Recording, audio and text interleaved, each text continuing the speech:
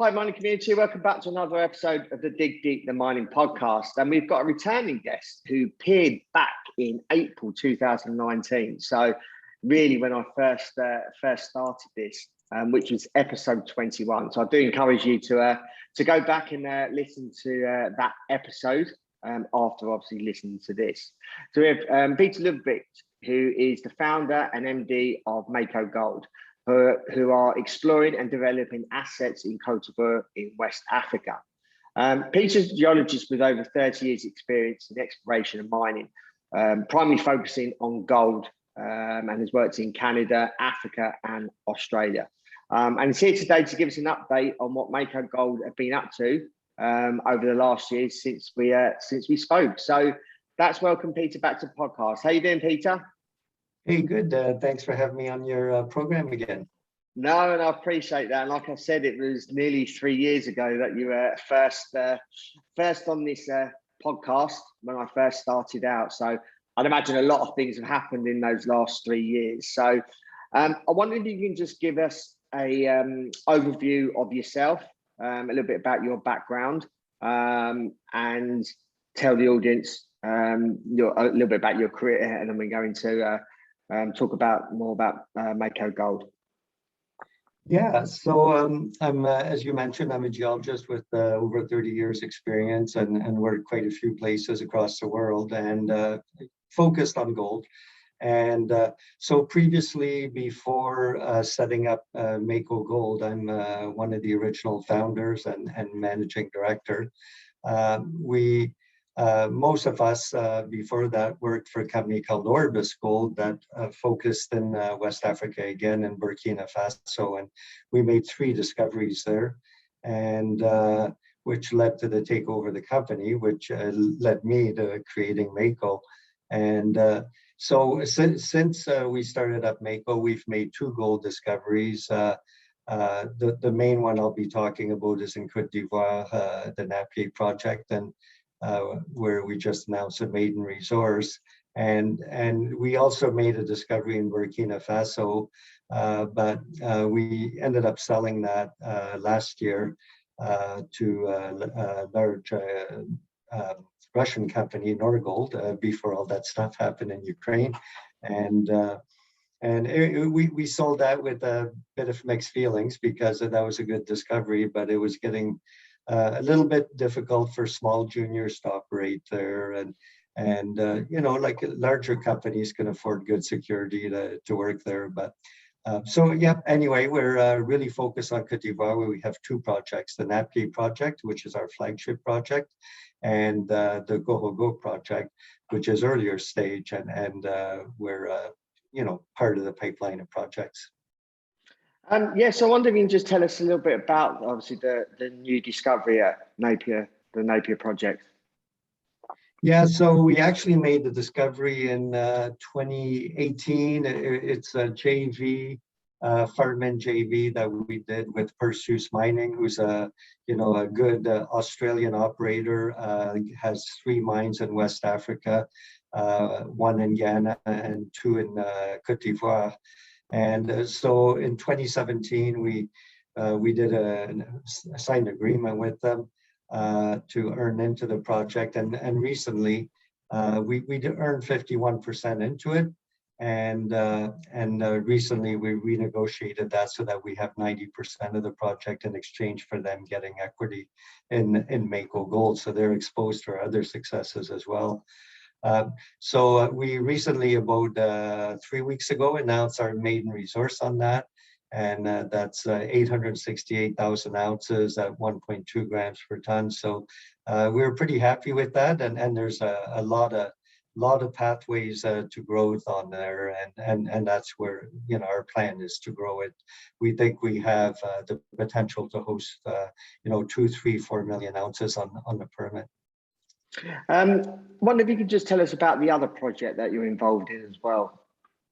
Yeah, that's a Coho Go project, and that's one that we applied for and got granted, and then we did. You know, we've been at this a long time, so we know the processes to get things done. So we did all the preliminary work. We did the airborne geophysics. We did the soil sampling. Earlier this year, we did some auger drilling in certain areas in some of the areas highlighted by the soil sampling. And then we did a small drill program on there, which really didn't hit the targets. We had about 2,000 meters planned. We were targeting greenstone granite contact with a fault that, it's a regional fault. It runs all the way into Burkina Faso, where Endeavour's got their 2.7 million ounce Wanyan mine. And when we realized that we weren't hitting the contact, we stopped the drilling. Don't waste shareholders' money, sort of thing. And there was another reason for that. Is on our other project, our geos had been doing some mapping and found a 9-kilometer long artisanal mining site, and we wanted to go drill that in a hurry before the wet season hit. And then we made a discovery on that we announced yesterday, actually. And so just because we didn't hit on the Coho Go project, by all, that's just a very small part that we're drilling. And there's lots of other good targets. And then the target that we are drilling, we're going to work up with some groundwork in order to do some trenching and dig some pits in order to find that greenstone granite contact. And once we find it, then we'll start drilling again, and hopefully that's where the goodies will be. Yeah, fingers crossed. A lot of us, I suppose, have been hearing negative news, and obviously this is probably more around security, around West Africa. How does this affect Mako in Cote d'Ivoire? And obviously there seems to be a lot of security issues around Burkina Faso as well. So what are your thoughts and what are your opinions? Obviously you visit West Africa pretty regularly. So what would you say your thoughts are on the security issues around the countries in West Africa? Yeah, and obviously, when I look at getting permits, that's probably the number one thing that I look at. It doesn't matter how good the geology is. So when we created Mako, we first started off in Burkina Faso because we'd been working there for about 10 years. And I had, done a little bit of work in Cote d'Ivoire with Urbis and gotten some permits over there. And I really like Cote d'Ivoire because it was kind of like Burkina was 10, 15 years ago. And incidentally, I also worked in Mali, Burkina Faso in the mid 90s as well. So, and speak French. So I'm kind of, got a pretty good idea what goes on there. So as far as the security goes, yes, that's why we sold our project in Burkina. That was the main reason, because not only was it, safety issues, but also it was, for small junior, it was difficult to get funding for a project there because of the security issues. And I really like Burkina. I've got a lot of good friends there. And I really hope that they solve those issues, because as soon as they do, I'm going to, the plan is to go back there. But I don't think that's going to happen in Cote d'Ivoire for two reasons. The first one is Cote d'Ivoire is wealthy by West African standards. It's, next to Ghana, which is next door to the east. It's the wealthiest country in West Africa. So they can afford a good police force, a good army, and so on, which is not the case for Burkina and other places. And the other reason is a lot of the jihadist terrorist activities that are happening in places like Burkina, for example, are happening in the north and the east of Burkina, where they come across the border from Mali and Niger, where you can pretty well drive anywhere because there's hardly any trees there. And whereas once you get into, northern Cote d'Ivoire, there's a lot of vegetation, whether it's, wild vegetation or farmers' crops. And the only place you can drive is on, trails and roads. So, these guys don't want to get caught. So there's very little activity. There's a little bit of activity right at the border between Cote d'Ivoire and Burkina, but we're, well away from that. And to be, when I go there, and I was there last April, I just walk down the street and go to a roadside pub, and, we're the only white people and have absolutely no worries. Oh, yeah. So how, obviously you mentioned that you were in West Africa back in the 90s. How much has it changed since then, back then, to what it is now? It's changed a lot. When I worked there in the mid 90s, I was a few years younger than I am now, and so I was there as a senior geologist as an expat, and you know, when I went back there in you know, about late 2009, 2010, and that time, uh, I noticed huge changes and one of those changes I noticed is you know, you could get good geologists, good you know, not just geologists, but accountants, you know, everything. So there was a lot of development in the education.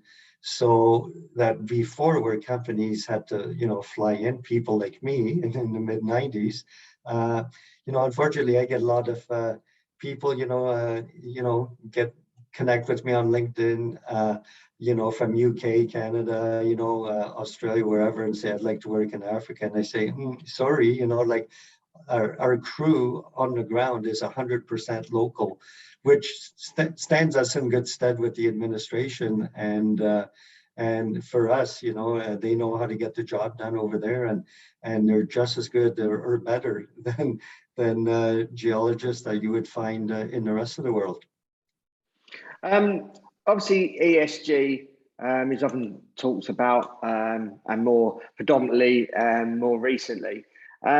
Can you tell us a little bit about your relationship with the local communities in where you operate? Yeah, well, we've got an excellent relationship with the communities, and you know, at all levels, all the way from you know, the Ministry of Mines down to, you know, the villages where we operate. And the reason for that is, you know, our approach is based on respect. And you know, no matter how you want to think about it, we're strangers in someone else's country. And so when you go into their communities, there has to be some benefits for them. So we try to do it commensurate with the size of the company. We're not, you know, BHP or Newmont or anything like that. So we do what we can. And so, as an example, you know, we drilled a water well for one of the villages where we work in. When we have our bulldozers out doing our drill pads, we ask, you know, the locals, which roads do you want fixed up? So in one case, between two of our deposits, there's a Chaga and Gogbala deposit. There's a creek there, and so you know, we built a bridge there. And so, yes, it was self-serving for us. It helped us, but by doing that, it helped the community, where before it took the community an hour and a half to get, you know, around that to get to market, and now it takes them half an hour. What we do is we hire all in the local villages, and as I said, 100% of our crew is local professionals and non-professionals. And so we take people, for example, one of our guys, he's our 2IC, and he's a geologist that we hired fresh out of university about 8-9 years ago when we were with Orbis, and then you know, we've got a lot of ex-Orbis employees that wanted to, you know, work with us once Orbis got taken over. So we're actually, you know, giving a lot into the community as far as educating people. We've got gender diversity as well. We've got a bunch of female geologists and so on. And so it's all about, you know, some people talk about ESG, but we actually believe in it. And obviously, I suppose around the world, it's hard for, I suppose it's hard for companies and the industry to attract people into mining. In West Africa, is that completely different? Does everyone or a lot of people want to work in the mining industry because they see it as an exciting industry where you can probably earn better salaries than maybe other industries? Is that a fair comparison?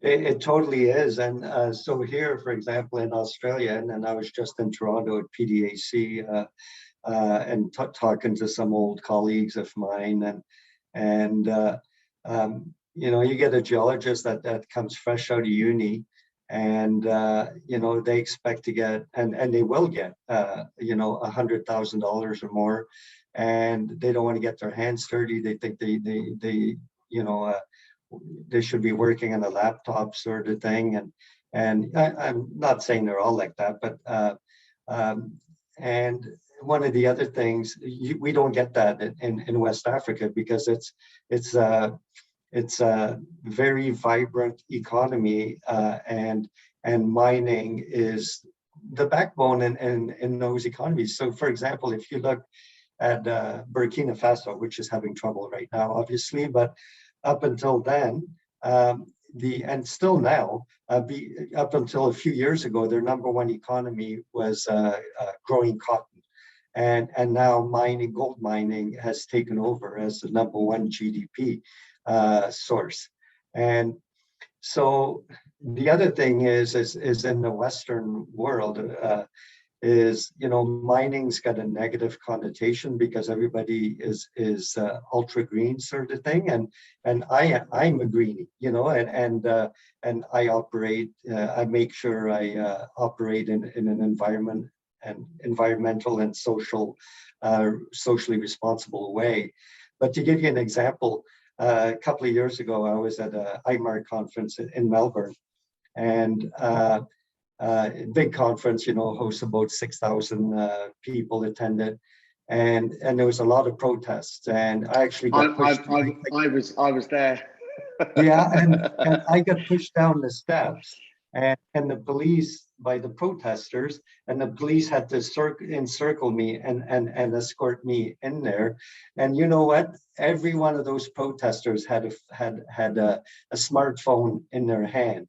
So maybe the phone is smart, but the protesters aren't. They don't understand where the minerals come from and that. So whereas in West Africa, they understand that if you're driving a car, you need to mine. If you want to buy your wife a gold ring, you need to mine. And as long and you know, when you're working over there, it's all done. There's, you know, strict regulations or strict mining codes. You got to do it all by the book and everything. And so yeah, it's not hard to get employees. Whereas here in Australia, there's a shortage of geologists, and so we don't have that problem at all. Yeah. Sorry, So long answer to no, that's fine.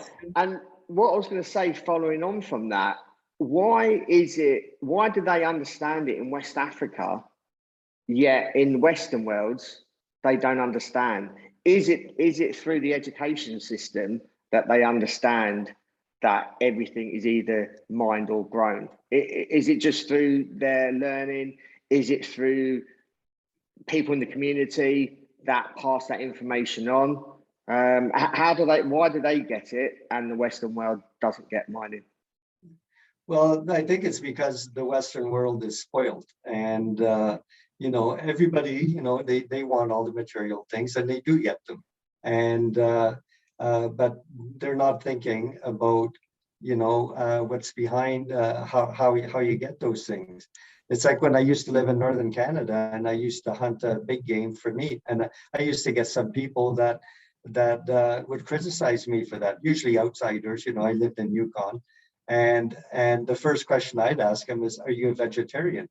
And if they weren't, I'd look at their shoes and I'd say, "Well, your shoes are made of leather." So the only difference between you and me is that you're cutting out the middleman or middle person, and I'm taking responsibility myself for, you know, killing that animal. And it's the same with the mining world, where people forget, you know, they you know, all these people in Melbourne, they said, "Well, I took the tram to get here." And it's just, well, the tram is made out of metal, and so on. And so I think that's the difference. Whereas people in West Africa, they understand where things come from, and they also understand that, you know, we're in a society that needs these things, and they also have seen their lifestyle improve ever since you know, mining came into those countries, as long as it's done responsibly. Yeah. Which is. So do you think in the Western world they should have a mining subject as part of their curriculum at an early stage? Well, I Or think something around that? you definitely need to make people aware in education program. You know, what I really liked when I lived in Yukon, you know, it's very wild territory. It's, you know, really large. There's only about 30,000 people live there. And there's a lot of mining, obviously the Klondike Gold Rush, you know, and I lived in Dawson and mined there as well. And they had educational posters around that showed all the things that were made that came from mining, you know. So, you know, somebody that's going to be, you know, anti-mining is going to be driving a bicycle and they're going to say, well, you know, mining is wrong. And it's just, well, where do you think that bicycle came from, and so on. So they had a poster with all these different things. And it, you know, once you confront people with that, maybe not verbally, because, you know, they're just going to have a comeback for you, but by showing a poster, and, you know, might say, you know, scratch your head, you know, okay, maybe, you know, if I want to have that bicycle and, you know, and that iPhone and everything, well, maybe, you know, we do have to have some mining, and as long as it's done in an environmentally sound way, then there's no issues. Yeah. So just going back to Mako Gold, what sets you guys apart from other junior miners, and why would investors invest in Mako Gold? Well, as I mentioned, we just came out with our resource, and that's, you know, just shy of 900,000 ounces. And we think that within a year or less, we'll grow that to 1.5 million ounces. And at that point in time, that's when we can start doing scoping studies and then move towards feasibility, which is your road towards production.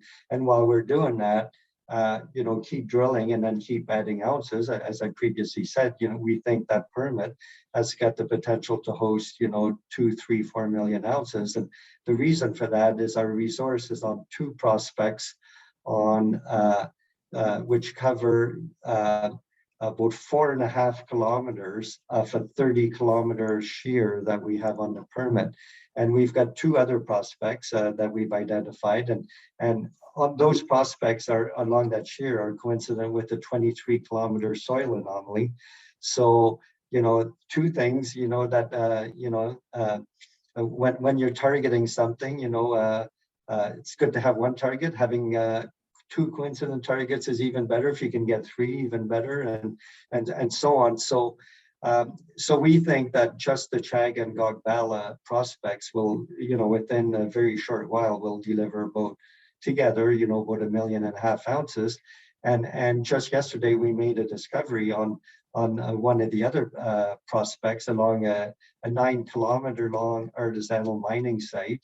And, you know, we got hits like 9 meters at 3.24 grams per ton. And 1 meter at, you know, over 30 grams per ton, and 5 meters at 1.5, something like that. That was only 23 holes over an area of about 9 kilometers. So, and the other reason is that, you know, every CEO will tell you, oh, geez, we're horribly undervalued. However, if you compare our valuation per ounce, you know, for our market cap, we've got a market cap of about $25 million. Our valuation is about $35 an ounce, or a little bit less than that, probably about $30 an ounce.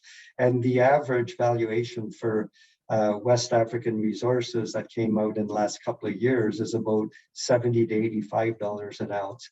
So, you know, we've seen other companies lately, including Orbis a few years ago, but West African resources, Tieto, which is in the same belt as us in Cote d'Ivoire. And, you know, a few years ago, for example, 3 years ago, Tieto had about 700,000 ounces in the ground, and they were sitting at about an 8-cent share price. And here, you know, we were sitting at about 8 cents still a few weeks ago, and the markets took a horrible tumble, obviously. And but, you know, here we're sitting on just under 900,000 ounces, and you know, we think we could be in the same situation as Tieto in 2 or 3 years. And Tieto is actually building their mine right now, and so Yeah, so basically, all you got to do is look at the history of previous, West African explorers, and I know all the CEOs for those, and I've seen them all pull their hair out, when they're with their share prices in the basement, and which is pretty well what I'm doing right now on a regular basis. But I know that there's some, or I'm quite sure that there's some good redemption coming down the road for those that are patient to wait, get in now and wait a couple of years. Yeah, I mean, obviously all the miners are getting hit now, and no matter what commodity. But I think it's just the time of year, and I imagine things will. And well, it's a good time to buy. If the share price is down, it's a good time to buy. That's all. That's the way I can look at it. Absolutely. I've been doing that myself, with some of the, I invest in other companies, and a lot of them are explorations, mining companies and stuff like that. And, because I understand them quite well. And so I've been buying some of the ones that, for example, a company X that I may have bought, 2 years ago at say 50 cents or something, and now they dropped down to 30 cents, and they've improved the project. Well, if I thought it was a good project at 50 cents, well then, geez, I'm getting a bargain basement price by being able to buy it now at 30 cents and then hang on to it for a year or two, and then hopefully it'll go up to $1, $2, whatever. And incidentally, I just bought myself a bunch of Mako shares yesterday. So there you go. Yeah. So and that's because you believe in the believe in your project, believe in the thesis, and you know where you're going. So no, that's really good to hear. I've got two more questions. What's the outlook for mining in the West African region from your perspective? And I suppose look at in relation to the prospect of mining, but also sort of government interactions and from an economic sense. And I suppose I'm not asking you to predict the future, but how do you see things playing out? Well, I think things are, West Africa is like a really good place to be. And it was interesting. I was watching, I can't remember what it was, but some well-known analyst talking about safe jurisdictions, a Canadian analyst, and a while back, and he was talking about safe jurisdictions like Canada, Australia, and then he said, oh, and West Africa. And so I thought, wow, okay, that's a validation. But one of the things that I see is in Latin America, you're getting a lot of extreme left-wing governments that have just been elected, and there's a lot of social issues there, anti-mining issues, and so I think what is going to happen has probably already started happening is some of the money that was being invested in Latin America is now investors are now saying, well, look at West Africa, and it's, as I said, there's rules, so there's no shortcuts, but it's a very transparent, in Cote d'Ivoire, it's very transparent. And so I see the industry, really forging ahead. And so if you look at Burkina Faso until, this jihadist activity hit, in 10 years, they put one new mine into production a year. It's like, what other country can boast doing that? Even Canada, I don't think has done that, or Australia for that matter. And the other thing, the difference between, say, working in Canada or Australia, is when you discover something, the government is going to assist you. So they're going to, help you put in a hydroelectric line or help you build roads and stuff like that. Whereas in West Africa, the government in all West African countries has a 10% free carry on a mining project. So that means that they've got a vested interest in it. They're not spending money to help you get that into production. It's the opposite. They want you to get that in production as fast as possible so that they can get their 10% free carry, and then they get the royalties, and then they get the corporate tax, and then they get income tax from people that are working, and so on. So because of that, you can put a mine into production really quickly. So for example, when we were at Orbis, we made a discovery on the Napié Project, which became the Boungou mine. So we made that discovery in 2012, and the mine went into production in 2016.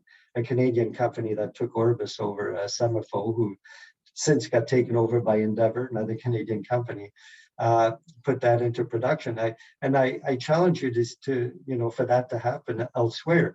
And as I said, there's no shortcuts. You still got to do your environmental work, your social work. You got to get, your all the permits, the mining license,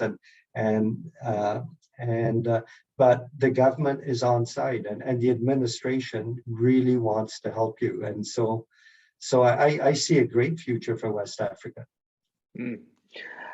Lastly, as a conclusion, what's the outlook for Mako Gold over the next sort of 6 to 12 months?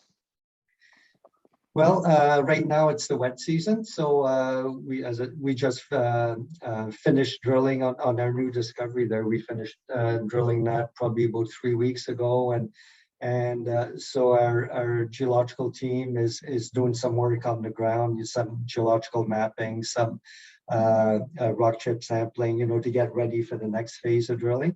So we're hoping, it's by all accounts it's a very wet season right now. So what I'm hoping is that means that all the rain's going to fall at once, and then it's going to dry out. And normally we can get back drilling in October, so it might be a little bit earlier. Who knows?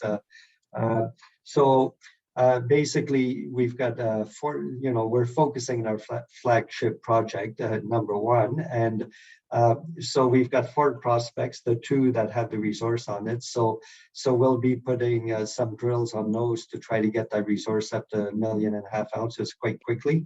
And while we're doing that, we'll be drilling the other 2 prospects on the same permit, including the one where we just announced a discovery yesterday. People can go on our website at makogold.com.au and see all that. And we're pretty excited about that because some nice hits on there, and so now we want to do some more drilling, which is exactly how it started off with Chaga and Gogbala, where we did some exploration drilling a bit all over the place, and then once you get somewhere where we're getting a few good drill holes here, then you start drilling it like Swiss cheese, and away you go. And so within a year, we're hoping to have 1.5 million ounces out of Gogbala and Chaga, and to have advanced the other 2 prospects to the stage where we can say, okay, we're going to start a resource drill out on that, and that's where we're on our way to 2, 3, 4 million ounces. Peter, thank you for your time.